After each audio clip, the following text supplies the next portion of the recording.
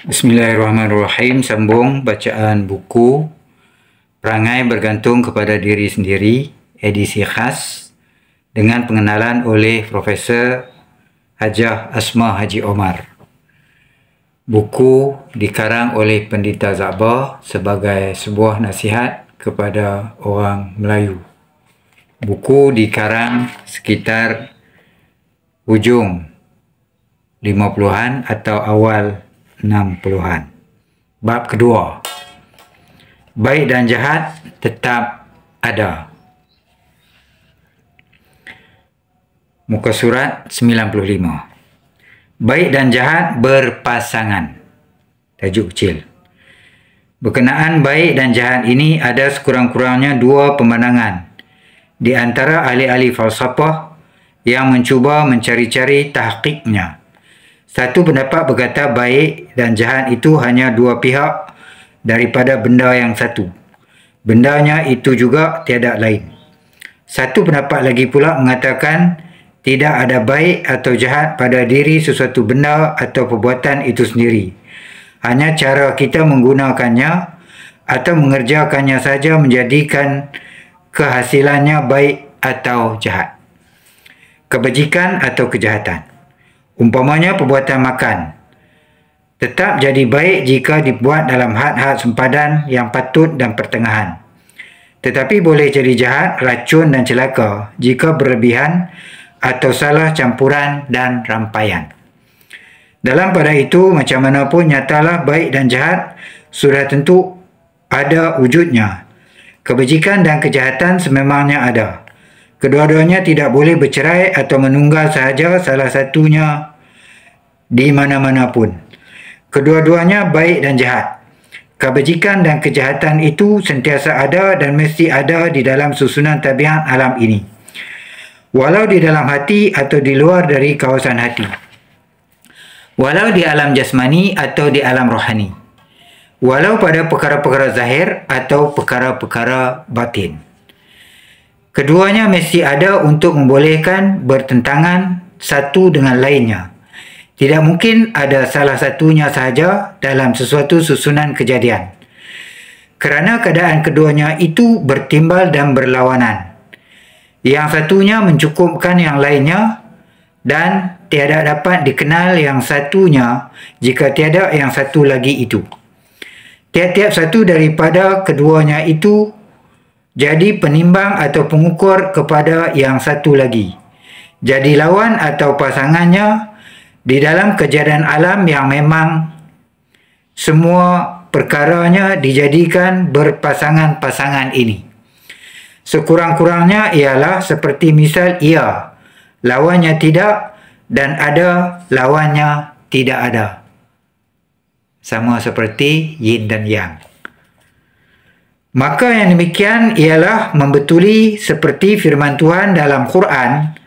A'udzubillahi minasyaitonirrajim. Subhanallazi khalaqal azwaja kullaha mimma tumbitul ardu wa min anfusihim wa mimma la ya'lamun.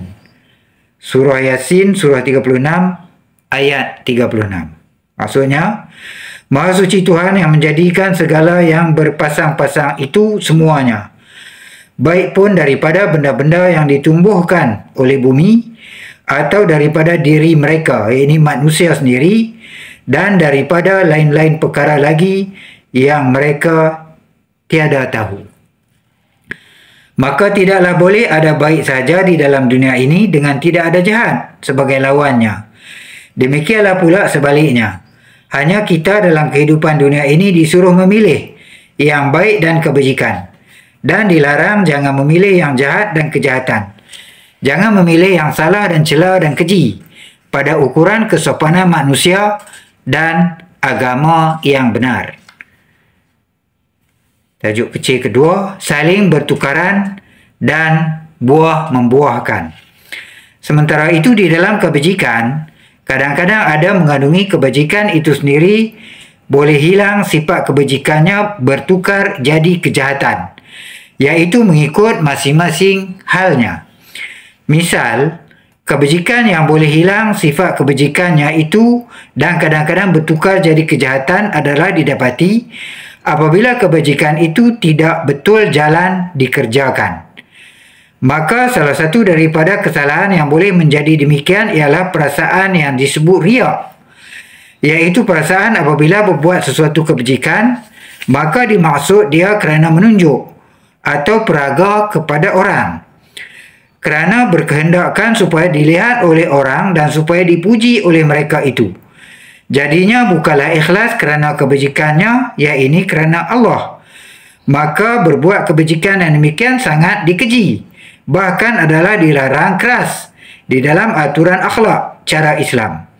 Tetapi dalam aturan cara akhlak lain atau cara mungkin dikatakan digalakkan. Wallahu a'lam.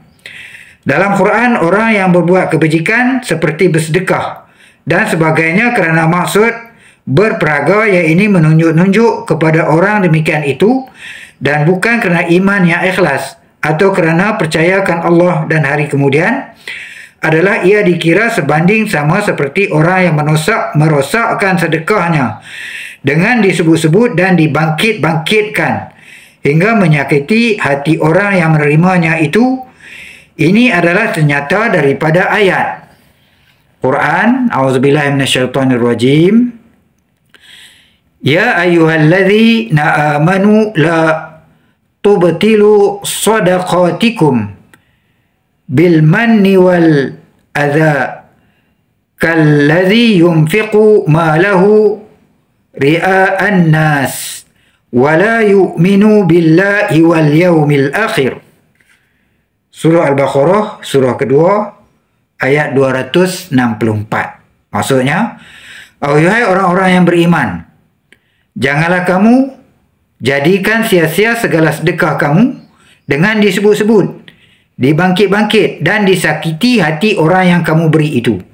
Sebagaimana orang yang membelanjakan wang hartanya pada jalan kebajikan, menjadikan kebajikan itu sia-sia dengan sebab ia bertujuan peraga atau menunjuk-nunjuk kepada orang dan bukan ikhlas kerana ia percaya akan Allah dan hari kemudian. Di sini eloklah juga diambil ingatan bahawa yang dikatakan sedekah itu bukanlah sahaja bersedekah, memberi wang dan barang kepada orang susah seperti yang perkataan yang bermakna dalam bahasa Melayu sedekah. Yang dikatakan di sini termasuklah juga sebarang perbuatan baik yang kita perbuat kerana faedah orang lain dan bukan kerana hendak dapat balas atau upah atau puji. Misalnya perbuatan-perbuatan demikian pula bukanlah mesti daripada yang besar-besar sahaja. Samalah seperti yang kecil-kecil pun, seperti membuang duri atau paku atau najis dari tengah jalan, dan seperti menunjukkan muka manis atau senyum kepada orang kecil, orang miskin dan orang yang ketakutan, dan juga seperti mengucap sepatah dua kata yang lembut dan bertimbang rasa kepada orang sakit, orang kematian, kehilangan atau kemalangan. Demikian pula menolong binatang yang kesusahan, seperti menolong selamatkan semut yang terrenang hendak lemas, menolong lepaskan kumbang atau rama-rama atau belalang yang dahaga, dan memberi makan anjing yang kelaparan. Semuanya itu daripada jenis sedekah belaka, dan dari yang kecil-kecilnya sehingga kepada yang sebesar-besarnya, dari manusia hingga kepada lain-lain makhluk Tuhan. Kemudian sambungnya ayat itu berbunyi demikian. A'udzubillahi minasyaitonirrajim. Famasaluhu kamasali safwanin alaih turabun